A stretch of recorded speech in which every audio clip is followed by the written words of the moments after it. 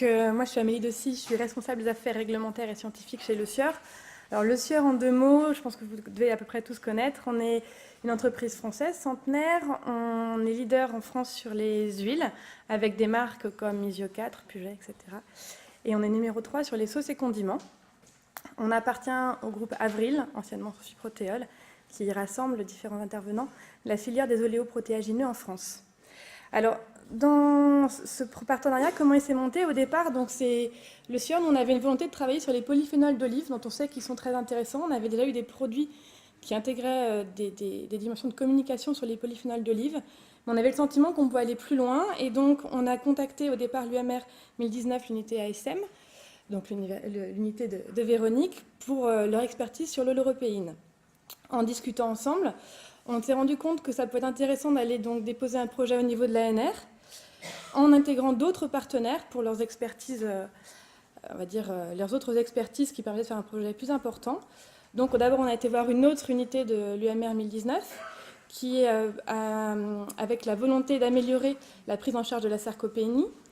Après on a été voir l'UMR 1260 qui est à l'UNRWA et l'Université de Méditerranée à Marseille pour leur expertise sur la métabolomique, la biodisponibilité en particulier des polyphénols. On a été voir également le CTCPA, donc, qui est un centre technique à Avignon, pour leur expertise sur l'analyse des polyphénols. Et enfin, on a été voir le CNRH, qui est un centre de recherche clinique. Et donc de tout ça, on a mis en place le projet PolyD3.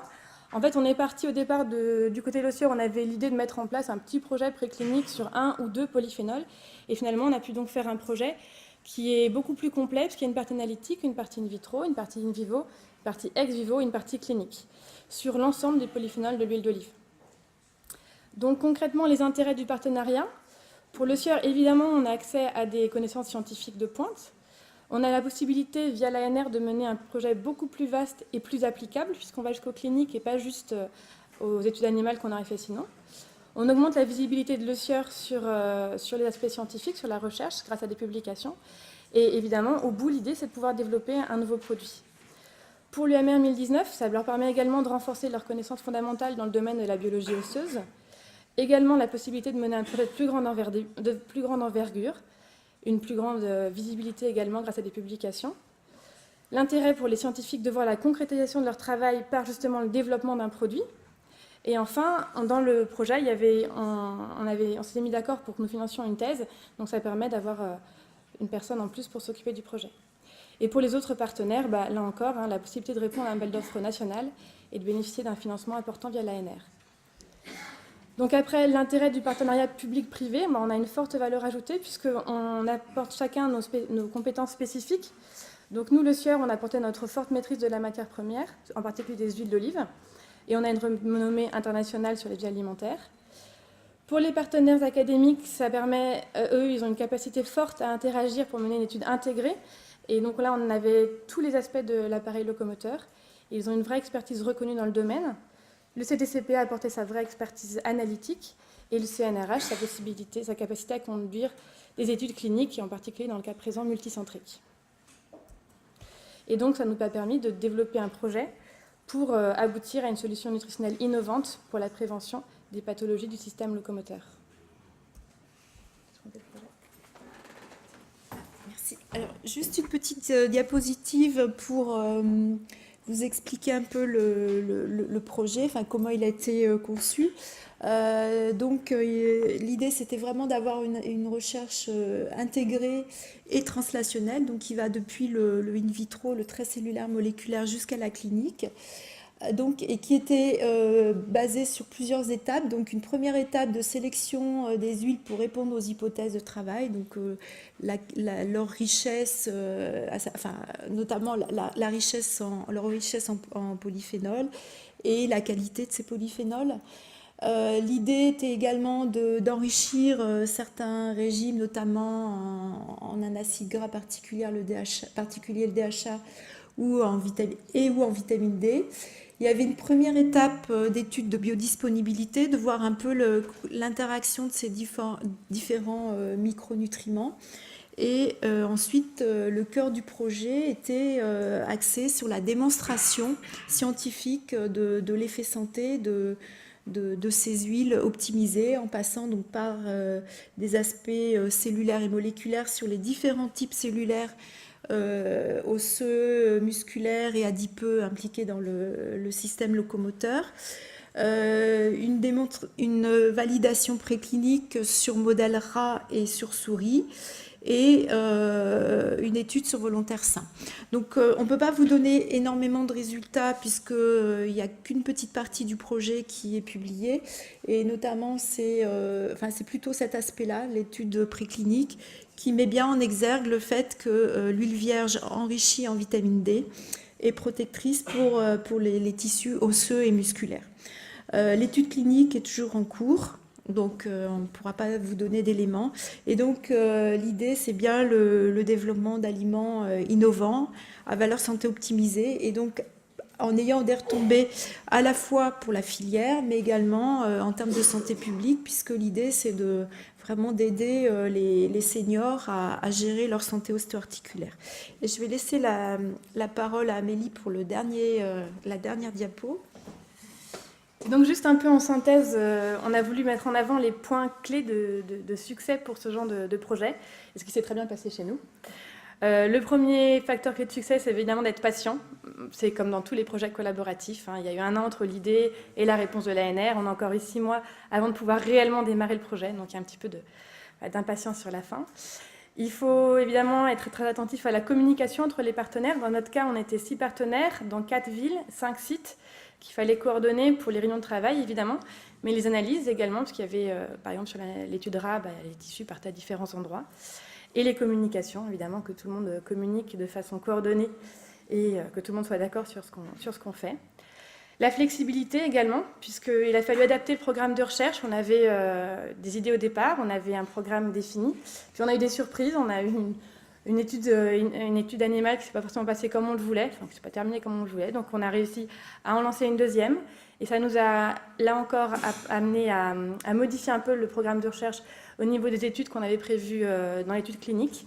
On avait une étude de cinétique qui était prévue, qu'on a préféré remplacer par de la métabolomique.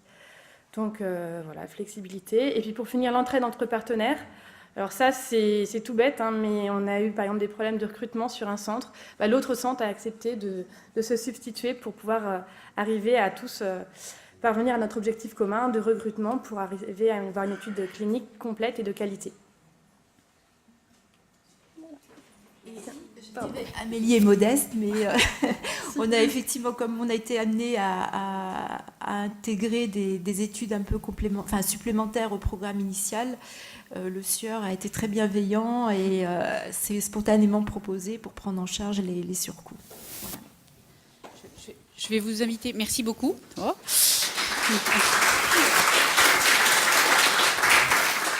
Et je vais vous inviter donc à vous décaler en restant près du micro, voilà, pour les questions. Et pendant que nos 2 prochains orateurs viennent s'installer, donc c'est pour ça que vous vous décalez un tout petit peu comme ça, voilà.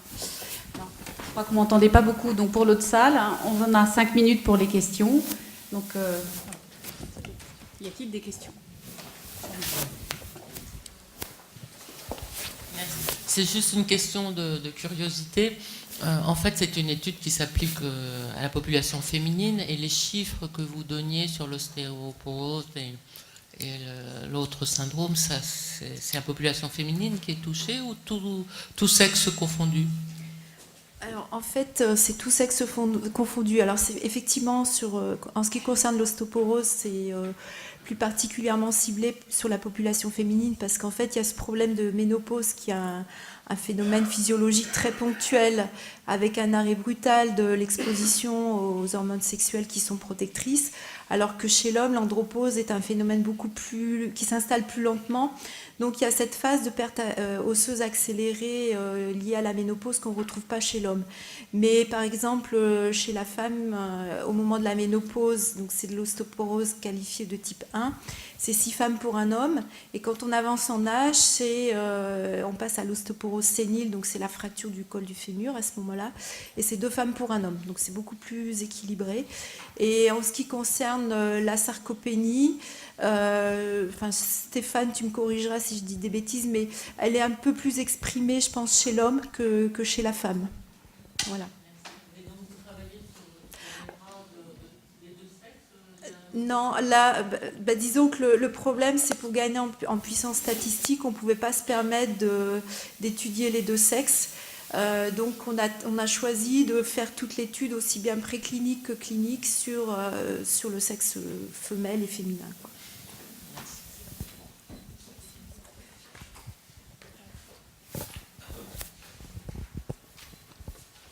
Bonjour, Nathalie Roudier, on m'entend là, consultante en nutrition dans les affaires scientifiques et réglementaires chez Orchidali. Comment, si le résultat est positif, c'est une question pour Amélie Dossi, comment vous pensez valoriser votre produit après? Alors c'est une Pour très cette très bonne population. question, évidemment. Pas facile à répondre parce qu'on va arriver sur des effets très spécifiques. Évidemment, l'idée, ce serait d'arriver à déposer une allégation 13.5. Oui, Donc, j'imagine. après, avec toutes les questions qu'il y a sur la propriété des résultats, etc. Ça, je pense qu'on en parlera l'année prochaine. On regardera vraiment en fonction des résultats s'il y a quelque chose à faire. Mais c'est vrai que, vu l'ensemble de données qu'on aura au sein du même projet, je pense que ça peut donner une force supplémentaire d'avoir vraiment des études à tout niveau, de partir du mécanistique jusqu'à l'étude clinique pour déposer une demande d'allégation dessus. Après, il y aura toutes les problématiques marketing. Alors ça, c'est encore tout à fait autre chose. Mais on sait que les seniors n'aiment pas forcément les produits pour les seniors. Donc on verra comment il faut le présenter. Ça, je passerai le relais à mon équipe marketing qui est censée être spécialiste dessus. Est-ce que dans l'autre salle, vous avez une question? Alors, vous m'entendez? Oui. Il n'y a pas de question à la salle. Je peux en poser une qui est peut-être un peu naïve, je ne sais pas. En tout cas, de ma part. Dans le début de l'exposé, vous avez beaucoup parlé de... Je ne sais pas si on entend. Vous avez beaucoup parlé de la place des polyphénols. Et en sortie, on voit beaucoup sortir la vitamine D. Est-ce que vous pouvez faire un petit commentaire sur cela? Il n'y a pas eu beaucoup de résultats, bien sûr, mais pour éclairer un peu sur ce point. Oui, alors effectivement, on a été très rapide sur les résultats parce que la commande était plutôt d'expliquer le principe de la collaboration. Donc effectivement, la contribution des polyphénols est fondamentale dans ce projet parce qu'effectivement, on a comparé donc des huiles vierges avec des huiles raffinées, donc dépourvues en polyphénol. Et en fait, les huiles raffinées n'avaient pas d'effet, on n'a pas observé d'effet bénéfique avec les huiles raffinées. Et en fait, visiblement, ce qui ressort du projet, c'est vraiment une espèce de synergie entre la vitamine D et les polyphénols.